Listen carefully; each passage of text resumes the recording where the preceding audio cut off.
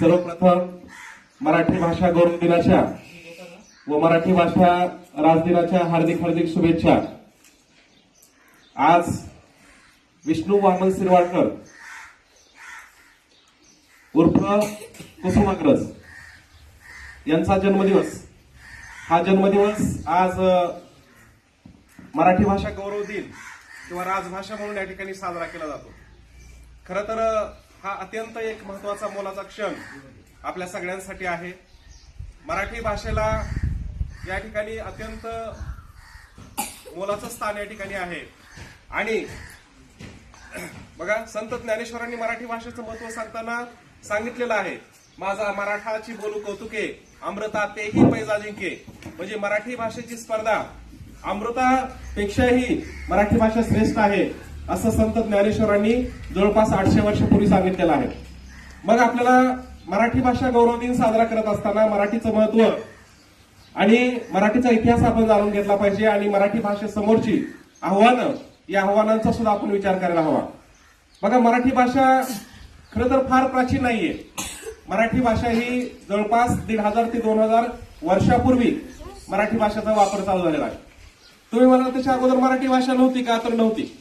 बघा, इसवी सनाच्या 5व्या शतकामध्ये मराठीचा उगम झालेला आहे आणि त्यावेळेस 6व्या शतकामध्ये कर्नाटकमध्ये एका पुतळ्याच्या खाली एक वाक्य मराठीमध्ये लिहिलेलं पहिल्यांदा सापडलंय। त्याच्या अगोदरचा इतिहास आपल्याला मराठीविषयी माहित नाही, परंतु त्याच्या अगोदर 100 वर्ष मराठीचा वापर सुरू झालेला होता। मग मराठी भाषा आली कुठून, तिचा वापर झाला कुठून, ती कुठून सुरू झाली, याचा जर आपण इतिहासात गेलो तर आपल्याला लक्षात येतं की मराठी भाषा ही संस्कृत भाषा, पाली भाषा या भाषेपासून हळूहळू उदयास आली। बघा, या भाषांचा अपभ्रंश होऊन हळूहळू मराठी भाषेचा उदय झाला आणि त्यानंतर बघा हळूहळू मराठी भाषेचा वापर सुरू झाला। मात्र तेवढासा वापर आपल्याकडे नव्हता। त्यानंतर आलेलं सातवाहन साम्राज्य, बघा मराठी मातीमध्ये निर्माण झालेलं सातवाहन साम्राज्य, या सातवाहन साम्राज्यामध्ये मराठी भाषेचा वापर त्या ठिकाणी काही प्रमाणामध्ये सुरू झाला आणि त्यानंतर मात्र मुकुंदराज, कवी मुकुंदराज यांनी मराठीमध्ये कविता लिहायला सुरुवात केली। संत ज्ञानेश्वरांनी बघा संस्कृत मधल्या असलेल्या महाभारत दीपिकेचं ज्ञानेश्वरी मध्ये रूपांतर केलं मराठीमध्ये आणि मराठी भाषेसाठी एक फार मोठा खजिना या ठिकाणी उपलब्ध करून दिला।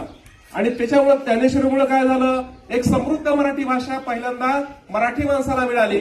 संत ज्ञानेश्वरांचं बघा फक्त 16 वर्षाचे ज्ञानेश्वर, त्यांनी 16व्या वर्षी ज्ञानेश्वरी लिहायला घेतली आणि या वयामध्ये त्यांनी लिहिलेली मराठी अत्यंत दर्जेदार पद्धतीची आहे। त्याच्या एका एका वाक्यावरती अनेक लोक पीएचडी करतात, इतकी एक एक ओळ त्या मराठीमधली गहन आहे। म्हणजे मराठी भाषेमधलं जे सामर्थ्य आहे, मराठीची जी उंची आहे, ते आपल्याला ज्ञानेश्वरीमधून दिसून येते। याच्यानंतर संत तुकाराम महाराज असतील, तुकारामांची जी अभंगवाणी आहे, या अभंगवाणीनं महाराष्ट्राच्या घराघरामध्ये साम्राज्य निर्माण केलं। बघा, लोकनिरक्षर होती, शिकलेली नव्हती बरीचशी, मात्र घराघरामध्ये संत तुकोबारायांचे अभंग त्या ठिकाणी पाठ होते आणि ते अभंग अत्यंत उच्च प्रतीचे होते। बघा, बहिणाबाई चौधरी असतील, त्यांच्या कविता असतील, त्याही कुठल्या शाळेमध्ये गेल्या नाहीत, मात्र त्यांच्या उच्च प्रतीच्या कविता महाराष्ट्राच्या घराघरामध्ये पोहोचलेल्या आहेत। बघा, बहिणाबाई असतील, त्यानंतर तुकारामाच्या नंतर संत रामदास स्वामी आले, त्यांनी लिहिलेले श्लोक रामदासाचे श्लोक म्हणून महाराष्ट्रभर प्रसिद्ध झाले आणि या श्लोकांनी सुद्धा महाराष्ट्रामध्ये फार मोठं वातावरण निर्माण केलं। महाराष्ट्राच्या मराठवाड्याच्या मातीमध्ये पैठणला जन्माला आलेले संत एकनाथ असतील, त्यांनी लिहिलेली भारुडं, या भारुडाच्या माध्यमातून, गवळणीच्या माध्यमातून महाराष्ट्रभर मराठी भाषेचं अभिराज्य पसरत राहिलं। आणि ज्यावेळेस बघा 6 जून 1674 किल्ले रायगडावरती स्वराज्याचा राज्याभिषेक झाला आणि त्यावेळेस छत्रपती शिवाजी महाराजांनी मराठी राजभाषा कोश हा ग्रंथ निर्माण करून त्या ठिकाणी काय केलं, मराठी भाषेला त्या ठिकाणी चालना दिली। मग मराठीचा हा चालत आलेला प्रवास हळूहळू मराठी भाषा महाराष्ट्रामध्ये पसरत राहिली। मराठी भाषिक लोकांचा एक प्रांत निर्माण झाला। मात्र पूर्वीचा महाराष्ट्र म्हणजे आताचा गुजरात भाग, आताचा आपला महाराष्ट्र, काही इकडला आंध्राचा काही भाग याला जोडलेला होता, कर्नाटकचा काही भाग होता, असा महाराष्ट्र ओळखला जायचा। मात्र महाराष्ट्रामध्ये सगळे मराठी बोलणारे नव्हते आणि त्यामुळं इंग्रजांचं आपल्यावर राज्य होतं, काही भागामध्ये निजामांचं राज्य होतं, त्यामुळे मराठी भाषेला कुणी वाली नव्हता।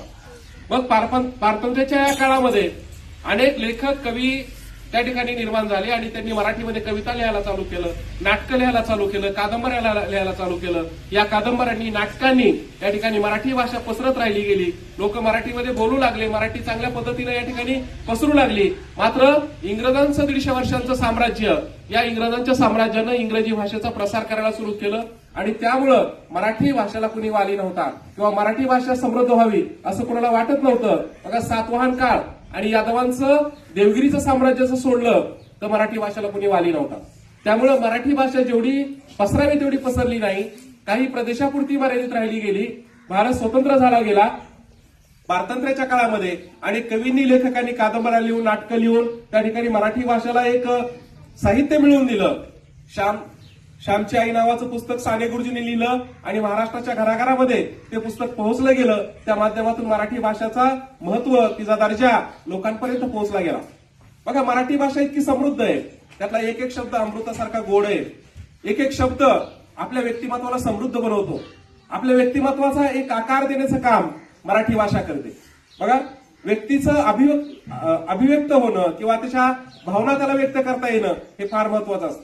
जर माणसाला आपल्या भावनाच व्यक्त करता आल्या नाहीत किंवा आपलं म्हणणं जर योग्य पद्धतीनं मांडता आलं नाही तर माणूस तेवढा प्रभावी होत नाही किंवा त्याचं व्यक्तिमत्व तेवढं प्रभावी बनत नाही. म्हणजे आपल्याकडे जे आहे ते योग्य पद्धतीनं मांडता आलं पाहिजे, हेही तितकं महत्वाचं असतं आणि ते सगळ्यात चांगलं आपण मातृभाषेतून मांडू शकतो. मात्र दुर्दैवानं मराठी भाषा आपल्याला चांगली अवगत होण्यासाठी किंवा मराठी भाषा समृद्ध होण्यासाठी किंवा मराठी भाषेतून चांगलं बोलता येण्यासाठी अनेक गोष्टींची गरज असते. मग काय गरज असते? त्यासाठी प्रचंड वाचन लागतं. आपण मराठी भाषेतले अनेक ग्रंथ वाचले पाहिजेत, अनेक पुस्तकं वाचले पाहिजेत, अनेक कादंबऱ्या वाचल्या पाहिजेत, अनेक नाटकं वाचली पाहिजेत, वेगवेगळं साहित्य वाचलं पाहिजे, समीक्षा परग्रंथ वाचले पाहिजेत. रामायण, महाभारतासारखे मराठीमध्ये जे दर्जेदार ग्रंथ उपलब्ध आहेत ते संवाद झालेले ग्रंथ आपण वाचले पाहिजेत. मग ह्या सगळ्या ग्रंथाच्या वाचनानंतर एक एक शब्द आपल्या तिजोरीमध्ये मराठी भाषेचा येऊन पडेल आणि त्या शब्दांचं महत्व आपल्याला बोलताना त्या ठिकाणी ते कामाला येतील. मग हे सगळं करण्यासाठी, या मराठी भाषेला एक चांगला दर्जा देण्यासाठी, स्वरूप देण्यासाठी या ठिकाणी विष्णू वामन शिरवाडकर नावाचे मराठी लेखक, त्यांचं मराठी क्षेत्रातलं योगदान अत्यंत मोठं आहे, प्रचंड मोठं आहे. बघा, कुसुमाग्रज नावानं ते फेमस आहेत. मात्र कुसुमाग्रजांनी म्हणजे विष्णू वामन शिरवाडकरांनी मराठीमध्ये अनेक दर्जेदार नाटकं लिहिली. बघा, ते नाटककार होते.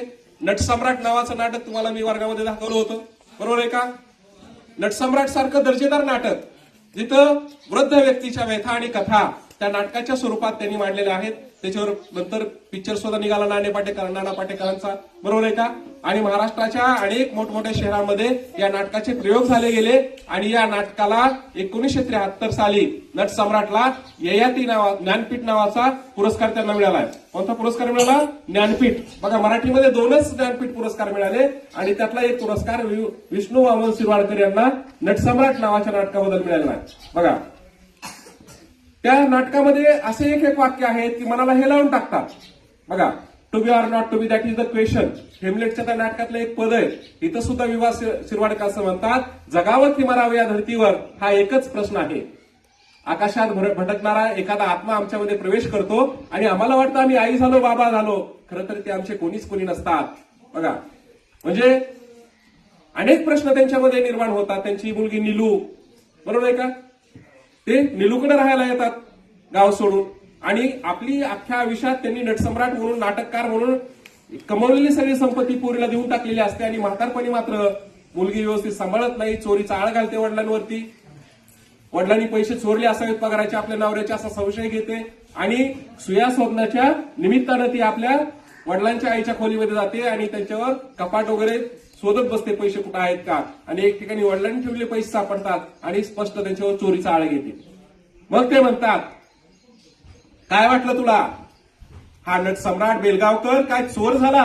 तुझ्या घरामध्ये चोर झाला? म्हणजे असे आरोप त्यांच्यावरती होतात आणि त्यावेळेस त्यांच्या वेदना ज्या आहेत ते वेदना त्या नाटकाच्या रूपानं बाहेर पडतात. महाराष्ट्राची जी संस्कृती आहे या संस्कृतीच्या विपरीत असणारी या नाटकातली कथा आणि व्यथा त्या ठिकाणी त्या नटसम्राटच्या माध्यमातून त्यांनी या ठिकाणी मांडलेली आहे.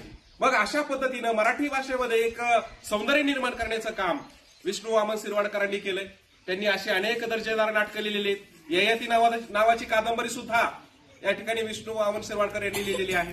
बघा, त्याचबरोबर अनेक इतर सुद्धा ग्रंथ मराठीमध्ये त्यांनी लिहिलेले आहेत, अनेक कादंबऱ्या लिहिल्या, अनेक नाटकं लिहिली आणि त्याची सुद्धा खूप मोठी प्रसिद्धी आहे. एक मराठी भाषेतला दर्जेदार कवी म्हणून अनेक कविता लिहिण्याचं काम सुद्धा त्यांनी लिहिलेलं आहे. अमृतवेल नावाचं नाटक सुद्धा त्यांचं फार प्रसिद्ध आहे. त्याचबरोबर विशाखा नावाचं त्यांचं एक कादंबरी अत्यंत गाजलेली होती. अशा अनेक कादंबऱ्या लिहिण्याचं काम त्यांनी केलेलं आहे. त्याचबरोबर अनेक लेखकांच्या ग्रंथाची समीक्षा करण्याचं काम समीक्षक या नात्याने त्यांनी केलेलं आहे. म्हणून अशा मराठी भाषेला एक सौंदर्य प्राप्त करून देणारा, मराठी भाषेला एक चांगला दर्जा